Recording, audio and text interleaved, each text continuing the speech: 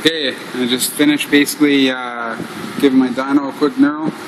Never quite thought ahead to give myself quite enough travel, but I got it pretty close. One of the tricks was to actually use the spinning adjustment on the vise to line it up so that the knurl would actually drive straight on the roller. That was a pretty neat little thing.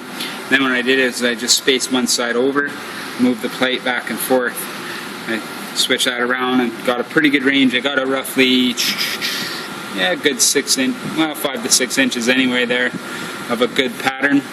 Basically lined it up, if you look, lines up with the where the front wheel drives into the chalk there, and got it pretty good. And it's actually quite a good knurl. If you look at that there, it'll bite in. This is what it was like before, right here.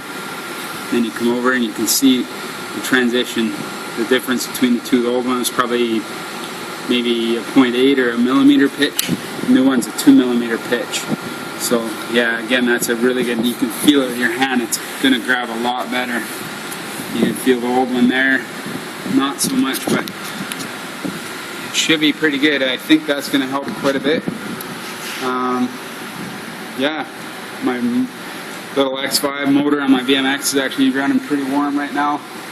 I've let it run the whole time with the fans going to try and keep it a little bit cool, but as you can see, look at that in the window there.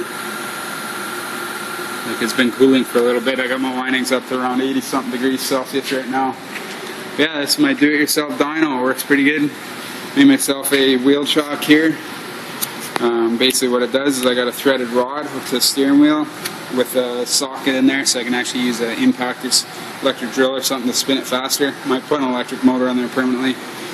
I'll probably also make an extension so the slide out further for doing big bikes like Harleys and everything.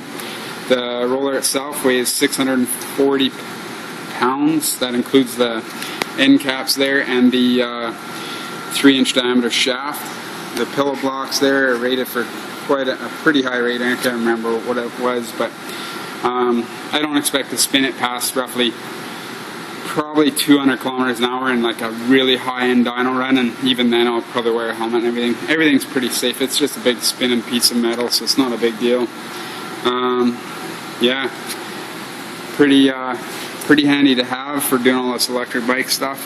Handy to have when you got a sport bike that pops out of gear or something you need to do some testing on, and you know, jetting issues, all kinds of things when you can't simulate it on the road safely without the cops, or without the cops giving you tickets for, you know, riding like a maniac or going full throttle on a 1 liter sport bike. Just about anywhere is basically illegal. So, and then basically I left the cutout in the corner there so I can actually run these little dwarf cars on there. Plan is to actually make a jig that will hold both front tires up front here and clamp them down properly, strap them and clamp them into a little dish type device, and line it up under the rear wheel there. Driving from, if you guys ever seen these, they have a diff that has a short and a long axle. I can show you one over there. These guys run here on the island quite a bit. I don't mind helping them. Most of the club's a pretty good group of people. So you can see what they do is they actually cut one axle, make it shorter, they respline the short one, and then they actually use a chunk of metal and they fish plate it and lengthen the other axle so it'll work. So you want to drive from the short axle, it's going to be the stronger one. That's why I designed the dyno the way I did.